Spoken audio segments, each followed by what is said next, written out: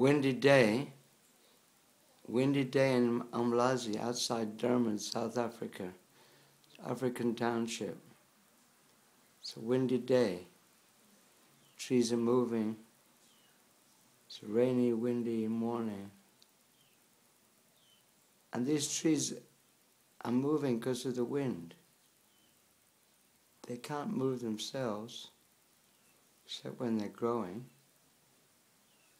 They're helpless. If the wind blows, then they have to move. If there's no wind, they have to stand still.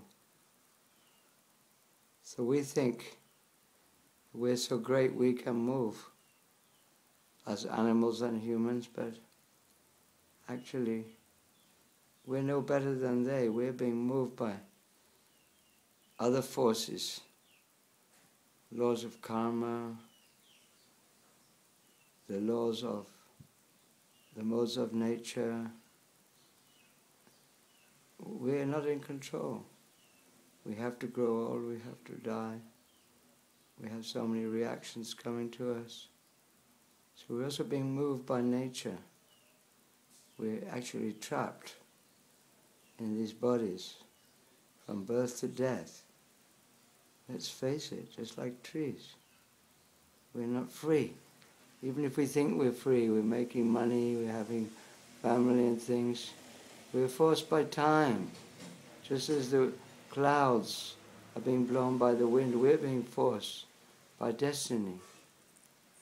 So, how to get out of this is to go beyond this temporary material nature and awaken to our spiritual activities. See those trees being moved now. So we can be moved by the spiritual energy. This wind is blowing the trees. We can be blown by the forces of spiritual energy, spiritual destiny. When we become servants of Krishna in devotional service, then we become moved by spiritual forces and in eternity.